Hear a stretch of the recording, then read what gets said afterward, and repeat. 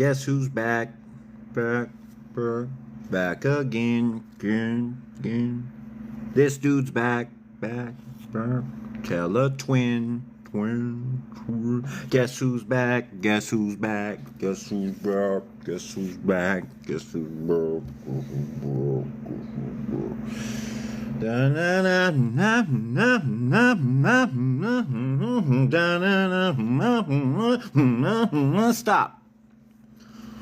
Stop. Action. Cut. Action. Cut. What's cracking? D, thanks for joining. Amanda, the Fat Patriot, dope name. Come on down. Throw some comments up. Throw some hearts. Get the algorithm going, y'all. What's really going on out there, y'all? Good evening. Bango joined. Jazz. Gumby. I used to love your show when I was a kid, dude. Welcome. Holy shit. It's you. Oh, no. It's just some dude named Gumby. Never mind. Any hooser. Angel of Sirius. Radio or the Star? Which one? Not really laughing. Just beat red. I'm just beat red. Not really laughing. Not good. Oh, you're not doing good. Why? Why, Easy 08 Gundam? Why are you not good? Talk to us, homie. What's up? Calamity's in the house, dude. What's good? What's going on in your life? I see the hearts. Yeah, come on in. Come on, everybody. Let's all get down. Rick. Angel of Sirius, like the live. Thank you for that. Calamity, what's good? Holler. No, so I just want to jump on real quick and say what's up. And give you a little Bible verse. I'm going biblical with it tonight. James 4:7. Say it with me. Submit yourselves then to God. Resist the devil and he will flee from you. Just like that. Let me tell you why. So you can go into the darkest room and bring the smallest candle, and you can illuminate that whole room. You cannot do the opposite.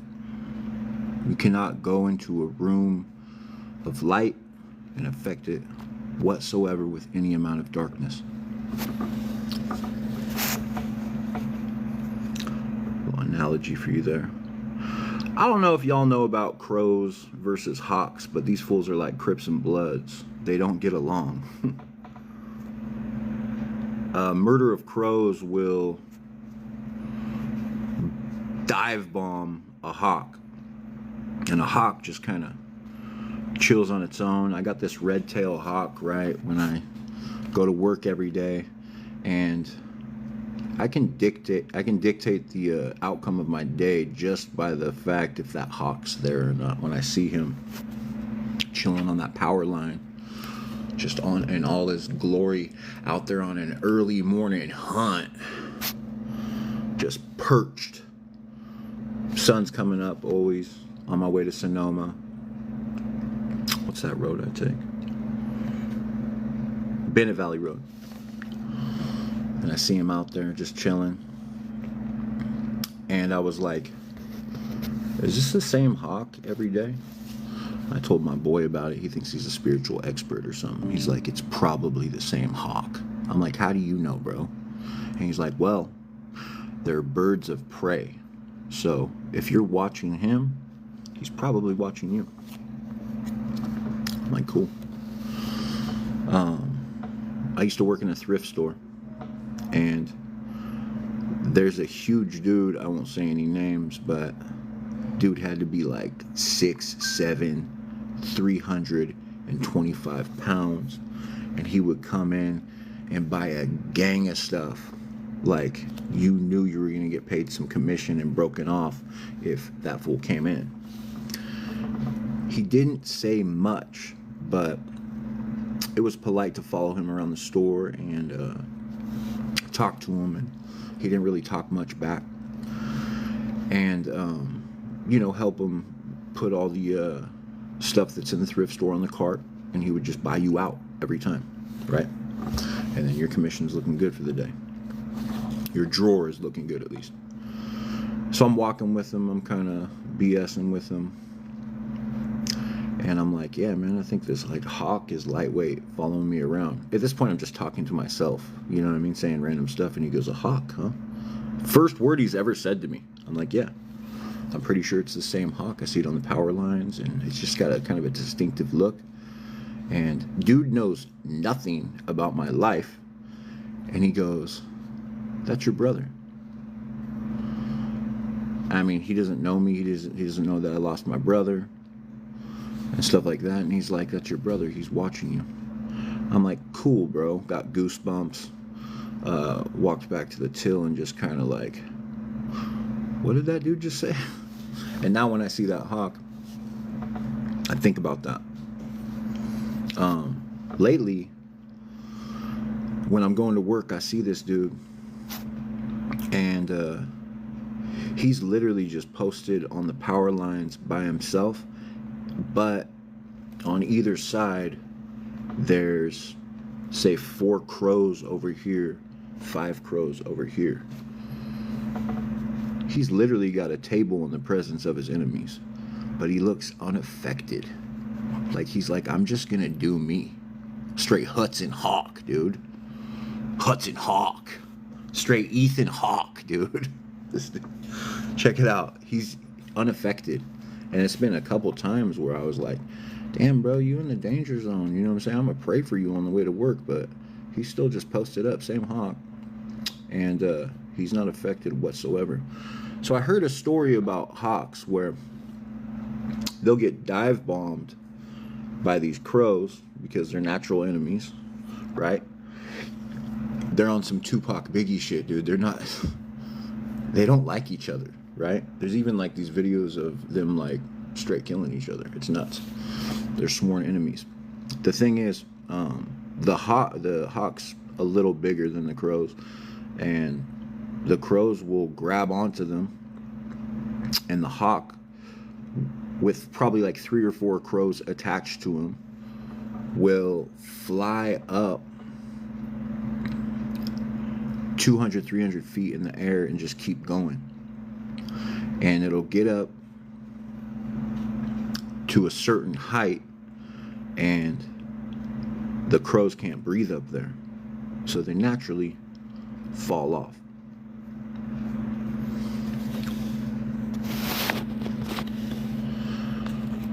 I was just reading something that says a hawk is a symbol of divine guidance,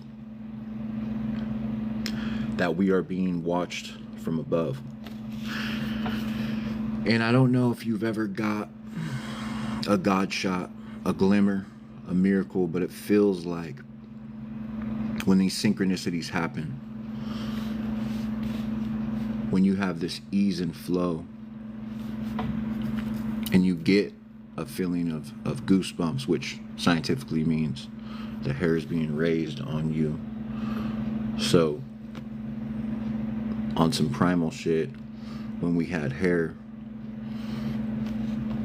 if we got goosebumps, it means we've detected a threat, and so we got bigger. Our hair got bigger, and it's on some fight or flee or freeze type shit.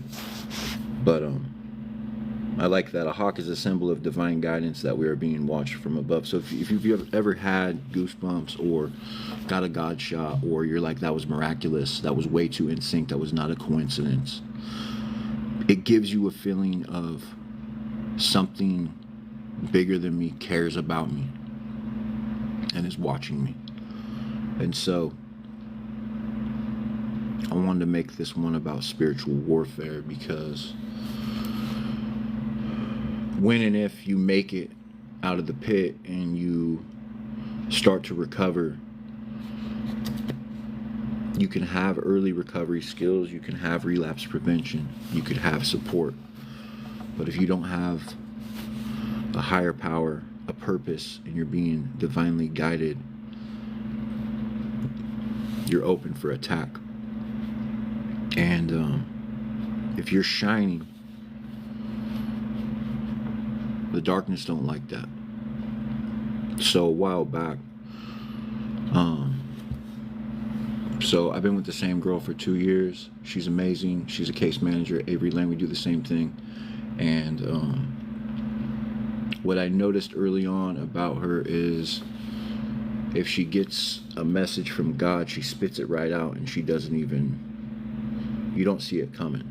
But it seems like when she's talking, she is a conduit for the Holy Spirit. And it's not all the time, but when it's on, it's on. So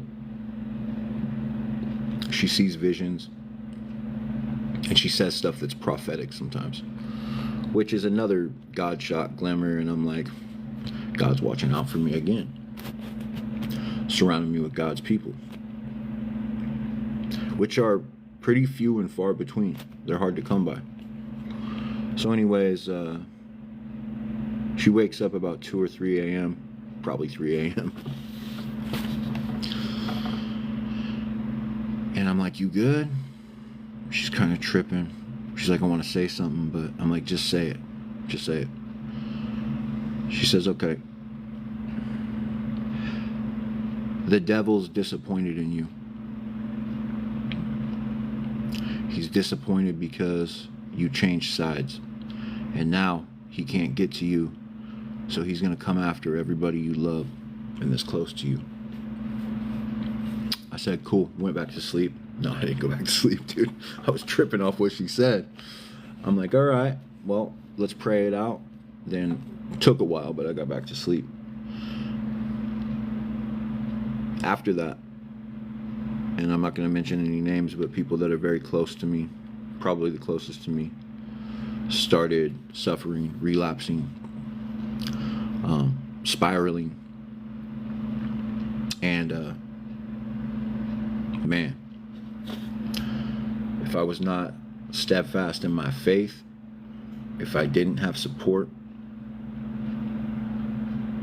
if I didn't have purpose, I'd be in trouble.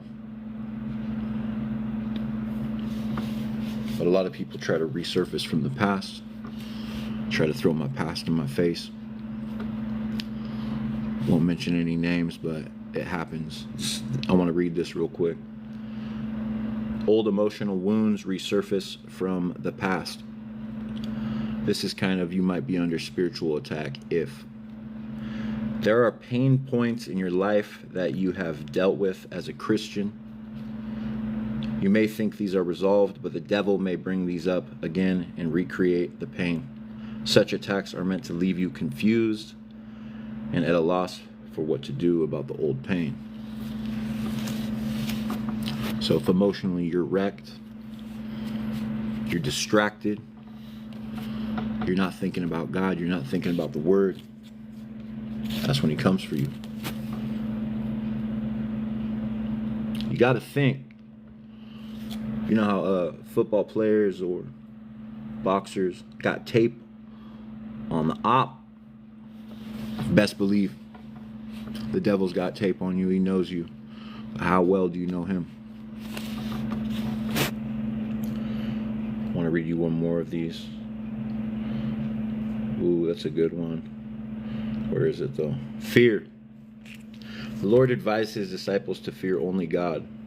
Matthew 10:28. Bear in mind that the disciples of Jesus had a lot to worry about because they're trying to shut me down. Those who murdered Jesus were looking for His followers to kill them as well. We too, as believers, are not to fear at all. Fear is the opposite of faith. So faith can overcome a lot.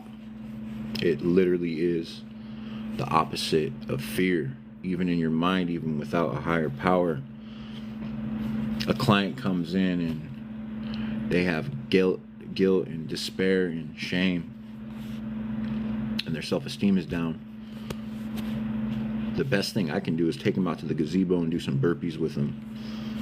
Do a workout with them. Do some Navy SEALs with them. Tell them dress for success. Make their bed. Build their confidence. See, your confidence is opposite of fear. You get confident about yourself. You build faith in yourself. You prove to yourself you could do it. You could get through another day. Fear is the opposite of faith. When the enemy attacks us with fear, he wants to go to the core of our Christian faith. If he can destroy our faith, he can have our hearts. When fear overwhelms you, focus on the solution, not the problem. Find peace by shifting your focus to Jesus.